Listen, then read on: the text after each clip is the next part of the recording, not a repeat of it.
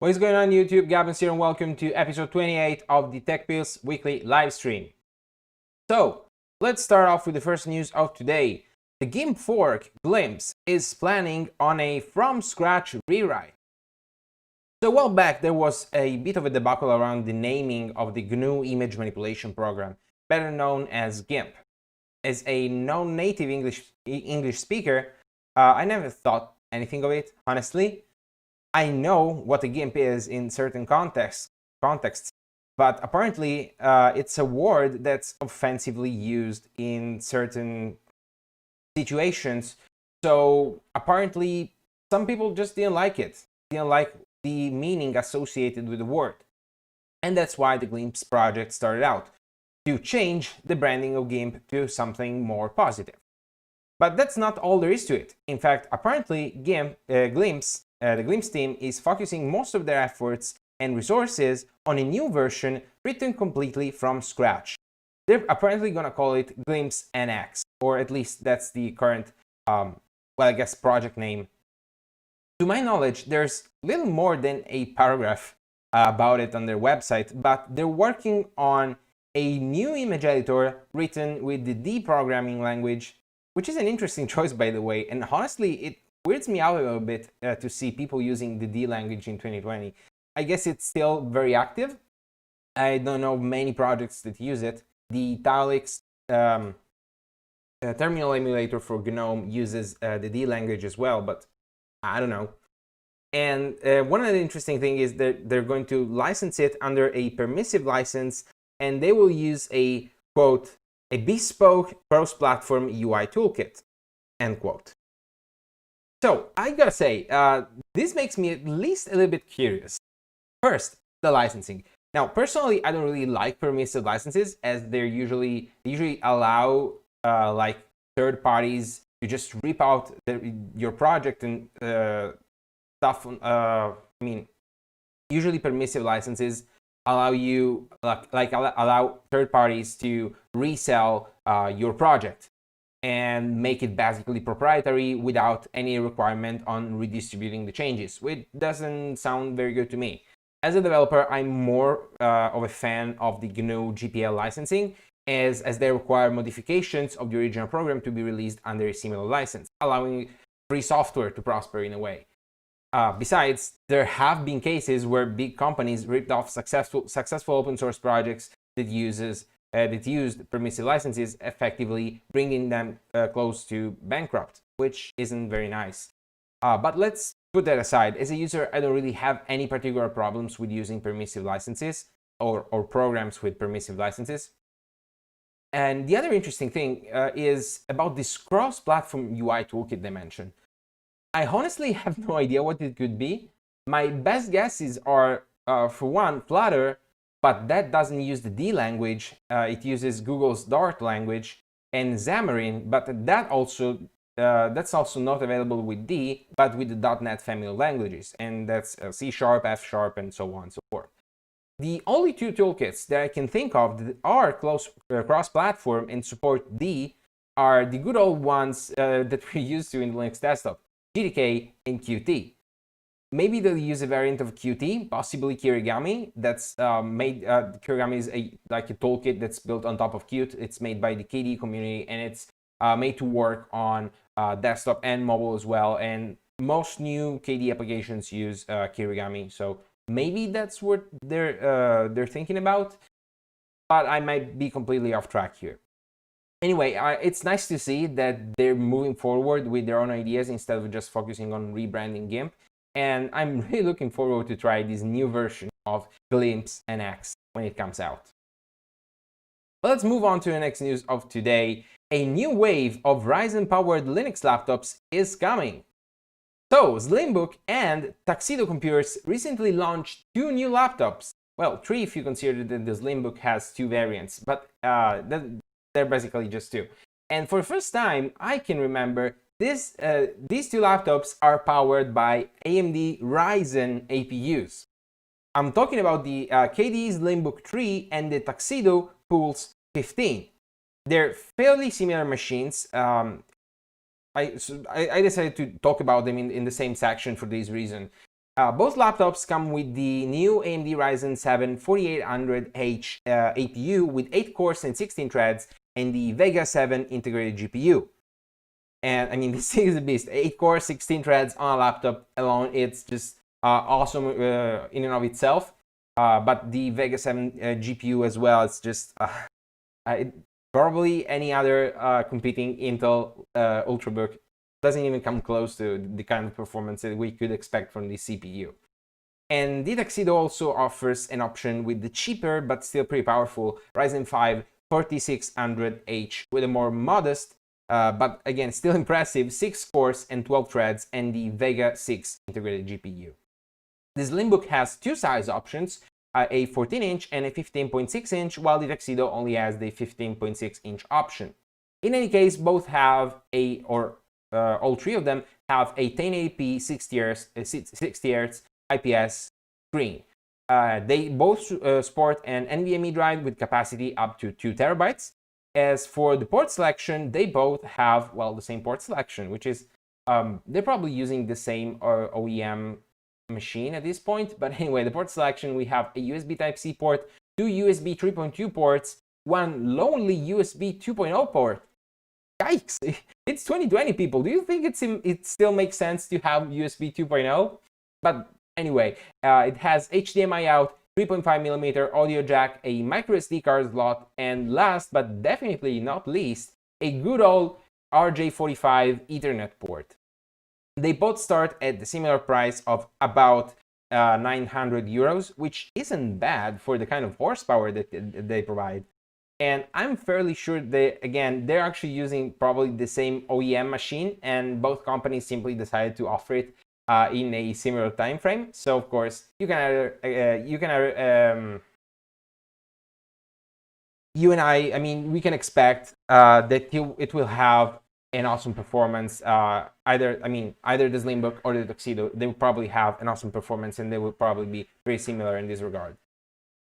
Honestly, I'm really happy to see these releases. It's about time we see more AMD-powered Linux laptops in the market, and I don't think that there are any other ones out there apart from these two. Of course, feel free to correct me if I'm wrong. I'd love to know about more options out there. And of course, with this kind of horsepower, you'll probably be able to use these machines for a wide variety of tasks. Now, personally, I wouldn't really mind using them for development, plus the high core count CPUs and the RAM option that goes up to 64 gigs makes them very interesting options to run virtual machines as well. And I don't think they'll be half bad for some light gaming either. I mean, the Vega integrated GPUs are equipped with, well, not the best. They're not dedicated GPUs, but I mean, these Vega integrated GPUs can do wonders, and they're definitely very capable for what they are.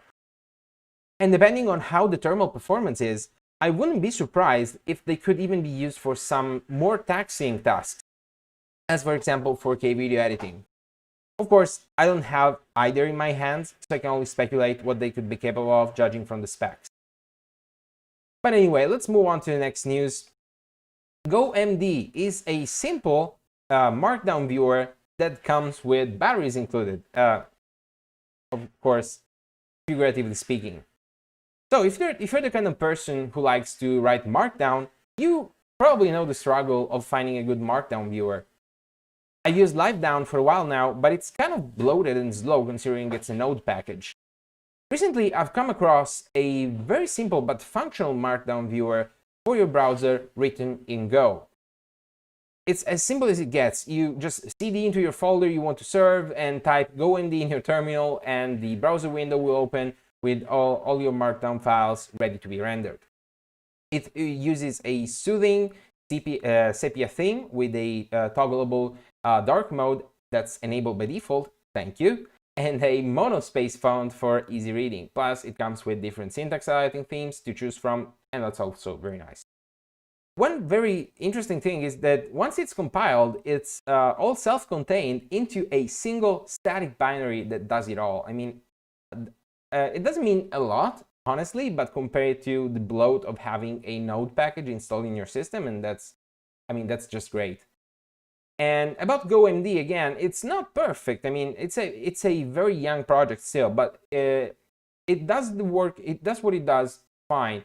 It doesn't have support for some Markdown dialects yet, particularly it doesn't have all of the features that GitHub Markdown has, but it does a good enough job to have caught my interest. Again, it's still very young project, and the developer seems very interested in feedback from the community. So I think that it will grow with time, and it will just improve. And I mean, let's see where it goes. I'm personally using it right now to render the show notes for this episode of Tech Pills Weekly livestream. So I think it's already working pretty well for me.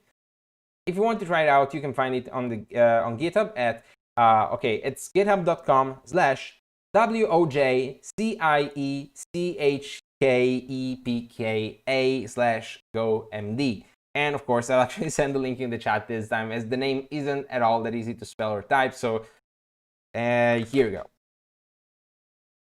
So again, GoMD, very nice, interesting project. If you like to use Markdown for your documents and you're just looking for a very simple and stylish, honestly, reader to render your Markdown files, you have it. Give it a try. I think you will like it. Anyway, let's move on to the next news of today. Fedora 33 switches to BTRFS. Okay, so this kind of came out of nowhere, at least for me. I don't really follow Fedora that closely. But apparently Fedora 33 will be using the BTRFS file system as the default file system. And that's kind of weird, since Red Hat dropped support for BTRFS starting from RHEL 8 last year. According to the proposal in the Fedora wiki, despite Red Hat not supporting it, BTRFS is a widely used file system. And I mean, they're right. It's been the default on OpenSUSE for a long time, and Facebook even uses it in their servers. So I think it's enough it's tried enough. I mean, it's probably, since it's being used in actual production environment and sensitive production environments nonetheless, like Facebook, I mean, it probably speaks for itself. And the people behind this proposal probably want to, I think at least, that they probably want to demystify BTRFS as being unstable and possibly pave the road to its wider adoption. Of course, there was a kind of it was a disaster a while back when BTRFS basically broke RAID 5 setups on some particular situations, some particular scenarios. So it kind of got a bad reputation from that point on. So I think that at this point, I think that they've probably sorted these issues out, and it's probably ready, or at least mostly ready for mass adoption. I mean, by making it the default, they also hope to create enough interest, at least that's what they say, enough interest and commitment to make it more standard by creating UI tools to manage it and better integrate it with desktop. So we'll see where that goes. OpenSUSE already has some UI tools to manage BTRFS volumes and backups and snapshots, so that's all good. So probably they will try to integrate BTRFS more into GNOME, considering how closely Fedora and GNOME work together, and that wouldn't be a bad thing. I mean, that would be very interesting.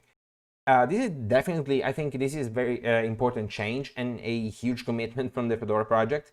But honestly, I've been seeing more and more interest in the BTRFS file system as of recently. And I really hope that with this move, the Fedora guys managed to bring this interesting, but honestly, at this point, underrated and with a bad reputation file system into the mainstream. I have thought of using it in my own computers on Arch, but I haven't, mostly for two reasons. So, of course, I'm kind of preaching for BTRFS at this point, but I'm not using it myself. Again, two reasons. One, I'm lazy. I just like the simplicity of X4, and I don't want to deal with any extras on top of it. But that's just me. And the second point is that I really don't need most of the features that come with BTRFS. Features like snapshots, compression, deduplication, and built-in RAID support. They're all just awesome. I mean, they are, because that's a fact. But of course, these features, they don't come for free. And they have some form of a performance impact on I/O operations, which isn't a defect in BTRFS per se, but rather, well, it's the price you have to pay for these features. That's how it works.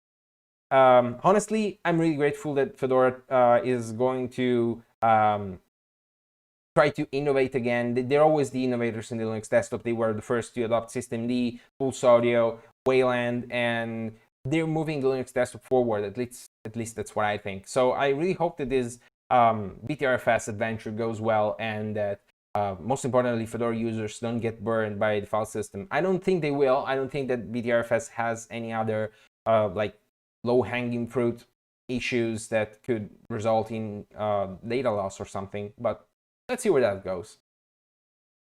All right, everyone, this is going to wrap it up for today's episode. Thank you very much for watching. I really appreciate it. If you like this video, please make sure to press the thumbs up button down there. Also, remember to subscribe to my channel if you want more of this. And also remember to join the TechPills community at techpills.technology/community. You can find the link in the description, and you can also join the Telegram group, the Discord server, or the Telegram channel by using these handy-dandy QR codes on the left side of the screen.